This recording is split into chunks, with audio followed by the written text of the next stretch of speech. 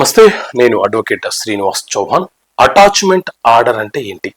ఎవరైనా ఒక వ్యక్తి మన వద్ద నుంచి ప్రామిసరీ నోటు రాసి అప్పు తీసుకుంటే, ఆ ప్రామిసరీ నోటు రాసినప్పటి నుంచి 3 సంవత్సరాల లోపు మనము అతని మీద మనీ రికవరీ అనే కేసు వేయవచ్చు. అయితే మనీ రికవరీ కేసు వేస్తున్నామని తెలిసి ఆయన పేరు మీద ఉన్నటువంటి ప్రాపర్టీస్ ఏవైనా అమ్ముకునే ప్రయత్నం చేస్తున్నాడని మనకు తెలిస్తే, అతని పేరు మీద ఉన్న ప్రాపర్టీస్ ఏవైతే ఉన్నాయో ఎవరికి అమ్మకుండా అటాచ్మెంట్ అడుగుతూ న్యాయస్థానములో అటాచ్మెంట్ ఆర్డర్ కూడా తీసుకోవచ్చు.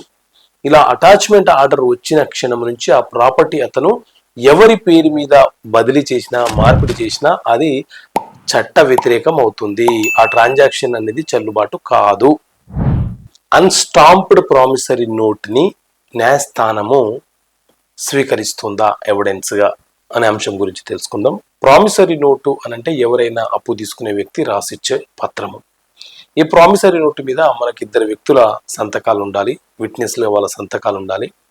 మరి కొన్ని సందర్భాలలో ప్రామిసరీ నోటు మీద ఏదైనా ఒక స్టాంప్, రెవెన్యూ స్టాంప్ అతికించడం మర్చిపోయి తీసుకున్న వ్యక్తి సంతకం ఉన్న సందర్భాలలో ఈ ప్రామిసరీ నోటు న్యాయస్థానం స్వీకరిస్తుందా అనంటే చట్టబద్ధంగా న్యాయస్థానము అన్స్టాంప్డ్ ప్రామిసరీ నోట్లను కూడా ఎవిడెన్స్గా స్వీకరిస్తుంది. అవి చట్టబద్ధమైనవి.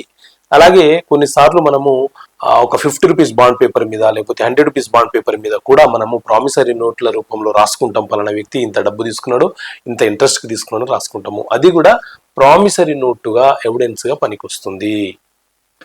ఏదైనా ఒక సివిల్ దావా న్యాయస్థానంలో ఫైల్ చేశాక ఆర్గ్యుమెంట్స్ అయిపోయిన తర్వాత ఈ దావా ఈ కోర్టు పరిధిలోకి రాదు అని తెలిస్తే న్యాయస్థానం ఏం చేయడానికి అవకాశం ఉంటుంది? సో మిత్రులారా, ఏదైనా ఒక కేసు మనం న్యాయస్థానంలో ఫైల్ చేయాలంటే ఆ కేసు దేనికి సంబంధించింది? ఉదాహరణకు ప్రాపర్టీకి సంబంధించిన కేసు అనుకోండి. అప్పుడు ఆ ప్రాపర్టీ ఎక్కడ సిచ్యువేటెడ్ అయి ఉంది, ఏ ప్రాంతంలో ఉంది, ఆ ప్రాపర్టీ ఏ న్యాయస్థాన పరిధిలోకి వస్తుందో అక్కడే మనము కేసు ఫైల్ చేయాలి. అలా కాకుండా వేరే న్యాయస్థానంలో మనం కేసు ఫైల్ చేస్తే న్యాయస్థానం కేసును స్వీకరించిన ఎవిడెన్స్లు, ఆర్గ్యుమెంట్లు, తర్వాత డాక్యుమెంట్ మార్కింగ్స్ ఇవన్నీ జరిగిన తర్వాత జడ్జిమెంట్ ఇచ్చే సమయంలో రాంగ్ కోర్టులో రైట్ ఫైల్ని, రాంగ్ ఫైల్ని అప్పీల్ చేశారు, వేసుకున్నారు అని న్యాయస్థానం భావిస్తే ఆ కేసుని రిటర్న్ చేయడానికి అవకాశం ఉంటుంది.